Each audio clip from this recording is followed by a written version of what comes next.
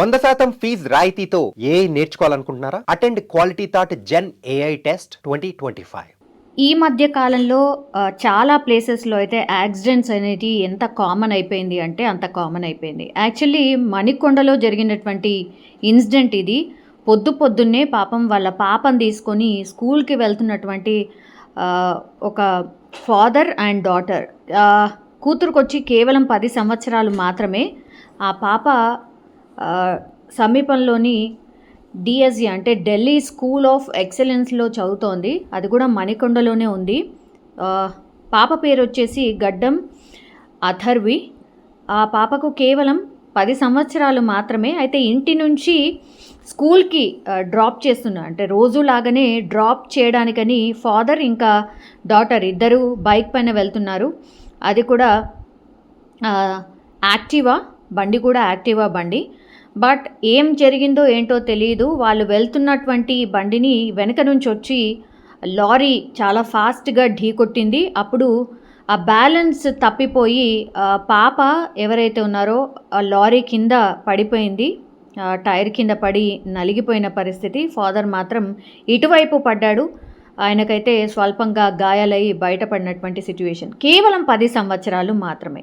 ఇప్పుడు ఇక్కడ పాయింట్ ఏంటంటే, అసలు లారీస్ అనేవి సిటీ లోపలికి అనుమతి లేదు. అసలు పట్టించుకునే నాదుడే ఉండట్లేదు. ఏ టైం అంటే ఆ టైం లారీస్ సిటీ మధ్యలో తిరుగుతున్నాయి. మరి ట్రాఫిక్ పోలీసులు ఏం చేస్తున్నారో, అన్నన్ని సీసీ కెమెరాస్ పెట్టుకొని కూడా ఏం జరుగుతుందో తెలియనటువంటి సిచ్యువేషన్ ఉంది. ఇది ఎగ్జాక్ట్లీ 8 నుంచి 8:30 మధ్యలో జరిగినటువంటి ఇన్సిడెంట్. కేవలం 10 సంవత్సరాల పాప. అంటే ఈ లారీ వాళ్ళ అదుపు చేయలేక, ఇప్పుడు మన వ్యవస్థనే అనుకోవాలి సింపుల్గా, లారీ వాళ్ళని సిటీ లోపలికి అలౌ చెయ్యరు. రాత్రిపూట వరకు, రాత్రిపూట అంటే 10 నుంచి ఆ తర్వాత పొద్దున 6-6:30 వరకు మాత్రమే సిటీ లోపలికి ఎంట్రీ ఉంటుంది. మరి లారీ సిటీ మధ్యలో ఎట్లా తిరుగుతుంది?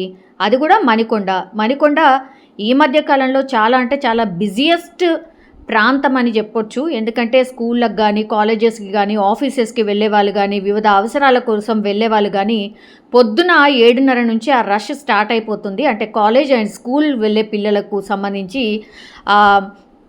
పూర్తిగా వాళ్ళే ఎక్కువ మటుకి రోడ్డు మీద కనిపిస్తూ ఉంటారు. అట్లాంటి టైంలో మరి లారీలో 6 గంటల వరకే అనుమతి ఉంది కాబట్టి సిటీ లోపల ఈ లారీ తిరుగుతుంది. ఇప్పుడు పోరాని ప్రాణం పోయింది. ఇప్పుడు అంటే ఈ ఇన్సిడెంట్ అయిపోయిన తర్వాత ఇప్పుడు ఆ లారీ మీద ఎంక్వైరీ చేస్తారా? లేదంటే ఇన్ని సీసీ కెమెరాలు పెట్టుకున్నాం శాంతి భద్రతల కోసం, మేమంతా కూడా మా కంట్రోల్లోనే ఉంది ఎవ్రీథింగ్ అని పదే ప్రభుత్వాలు కానీ ఈ వ్యవస్థలు కానీ చెప్తూ ఉంటాయి. మరి లారీ ఎట్లా ప్రవేశించింది సిటీ మధ్యలో?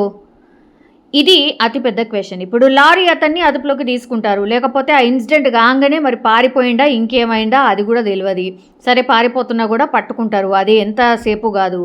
లారీ నెంబర్ ఉంటుంది, ఆ లారీ నెంబరుతోని ఎవరు యజమాని అని కనుక్కుంటారు, ఆయనను తీసుకొస్తారు, కూర్చోబెడతారు. ఇదేనా ఇక? అసలు లారీ ఎంట్రీ ఎట్లా ఉంది? మణికొండ సిటీ మధ్యలో లారీ ఎట్లా తిరుగుతుంది?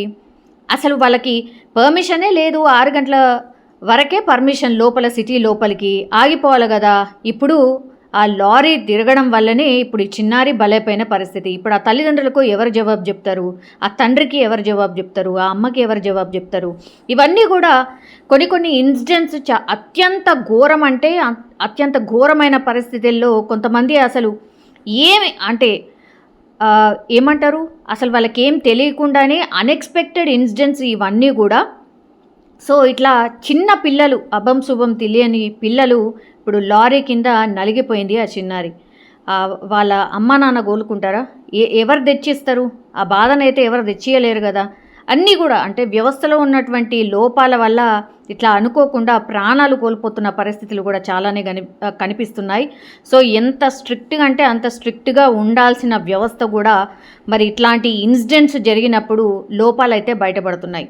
మరి వీటికి ఎవరు జవాబు చెప్తారు ఏంటి? వాళ్ళ తల్లిదండ్రులను ఓదార్చే వాళ్ళు ఎవరు ఏంటి అనేది కూడా అర్థం కాని సిచ్యువేషన్లో ఉంది. పాపం ఆ పాప మాత్రం పూర్తిగా లారీ టైర్ల కింద నలిగిపోయిన పరిస్థితి. కేవలం 10 సంవత్సరాలు మాత్రమే. రోజులాగే స్కూల్కి వెళ్దామనుకున్నటువంటి ఆ పాప ఇప్పుడు తిరిగి నాలి లోకాలకి వెళ్ళిపోయింది. సో ఇది అత్యంత బాధాకరమైనటువంటి సంఘటన.